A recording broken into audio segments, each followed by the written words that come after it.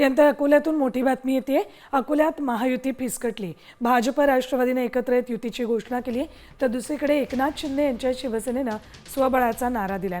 महायुतीमधील जागा वाटप फिसकटल्यानं अखेर शिवसेनेनं स्वबळावर निवडणूक लढवण्याचा निर्णय घेतला। काल रात्री उशिरापर्यंत मंत्री संजय राठोड यांच्या नेतृत्वात पक्षाची बैठक पार पडली। यात शिंदे सेनेनं ऐकला चलोरेचा नारा दिलाय। त्यामुळे अकोला महापालिकेच्या निवडणुकीत भाजप आणि अजित पवारांची राष्ट्रवादी एकत्रित लढणार आहे।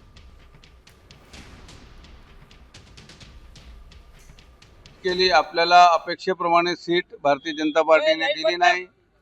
त्यांनी 16 सीट सांगितलं होतं, 16ही दिले नाही। काही त्यांची अडचण असेल, आरोप प्रत्यारोप करणं योग्य होणार नाही। आता 16 सीटही त्यांना कुठेतरी अडचण निर्माण होती, म्हणून आता आम्ही पूर्ण सर्व सीटावर शिवसेनेचे उमेदवार उभा करणार। पक्षाच्या वरिष्ठ नेत्यांशी बोलणं चालू आहे। शिवसेना भारतीय जनता पार्टीचे नेते वर बोलत आहे। सकाळपर्यंत 9 वाजेपर्यंत आम्ही संयुक्त या ठिकाणी आमचं म्हणणं तुमच्या सर्वांसमोर ठेवू।